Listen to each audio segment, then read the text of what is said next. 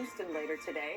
Former President Donald Trump is in Austin talking about immigration. He is also recording an interview for Joe Rogan's podcast before heading to Michigan for a rally tonight. The former president is facing criticism for new comments on immigrants. He repeated them today after first saying this during a rally in Arizona last night. Take a listen. We're like a garbage can. We're like a garbage can. First time I said it was last night.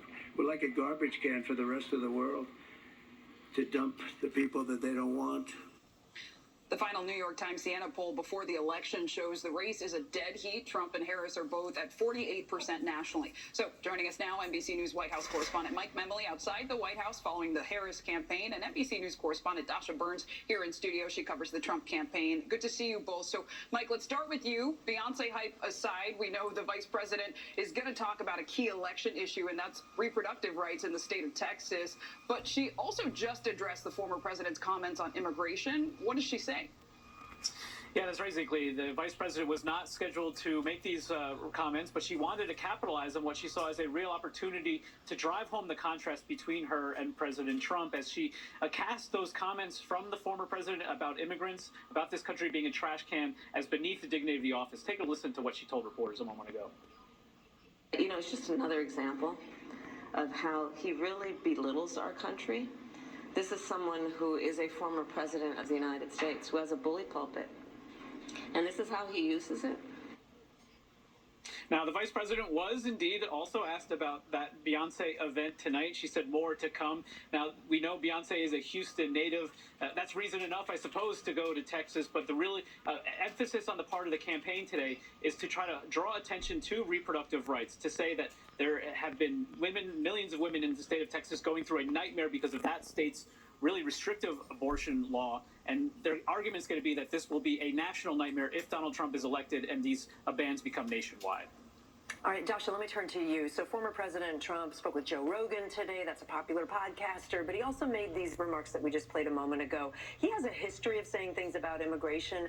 What does the campaign say about these comments that are perceived as controversial? But he said them twice now. I assume he thinks it's a winning strategy. Yeah, I mean, for the former president, he feels like all roads lead back to immigration. He really thinks that this is the key issue. He's been trying to tie it to the economy, to jobs, to housing, to health care. He thinks that is how he's going to win over those base voters and the people that might not necessarily be politically active, those low propensity voters. And he has been making these sorts of comments, I mean, really from the very beginning, from the outset of when he first launched his campaign in 2015. So this is nothing new for the former president, but he has been escalating the rhetoric as we've gotten closer to Election Day, guys. And this seems to be despite calls from his inner circle to do the opposite. And his campaign knows they can't really control him. They want to keep him on the economy and the immigration, but how he decides to message that, I mean, that's completely up to former President Trump. And the Joe Rogan thing, by the way, that is a big deal. They are really trying to go after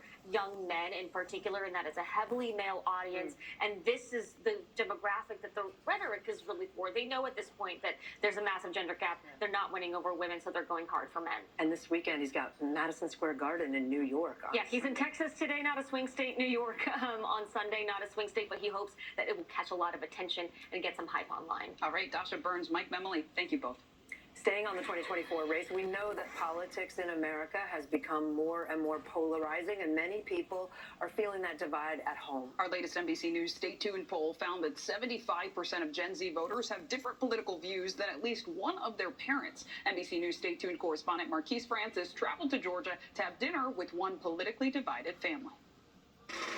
When was the insurrection? They had plenty of protests after that. Yes, they did. Protests are different from... Protests are different than an insurrection. Yeah. No one broke into government buildings. We disagree on that. 22-year-old David Dilley lives with his parents Lyle and Brandy and his two brothers in the battleground state of Georgia. This will be his second time voting for former President Donald Trump. While his parents... I plan to vote for Harris. Me as well. We've debated on how we feel about vaccines. We've debated, border crossing. And there's areas we kind of agreed on the middle, okay? But we usually end up disagreeing at the end of the day. When you learned that your son wanted to vote for Trump, he voted for Trump in 2020, how did that land for you? I was a little surprised. I would never place a vote for Trump. the way he represented a member of the news media who had cerebral palsy. Our oldest son has cerebral palsy. And so to see him be like, that's okay, I'm still going to vote, that hit me a little hard. Has that changed the relationship at all?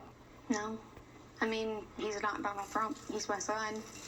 A lot of the arguments are part of me trying to iterate that there's human sides to all of this and try not to take that out of the conversation. And when he doesn't accept that, to me, that is a little disappointing. Take a plate. Amen. Just a scoop of that. I don't mind saying it. Yes, I will be voting for Trump, but it's not so much because I like him as a person. It's just some of the ideas and policies will help my life. My life will be better due to them, and my family's life will be better due to them. I just wish he was not so much a jerk sometimes. That's all. What are you all united on? We're family. I don't care who you're voting for. If you're a good person, you can sit at my table.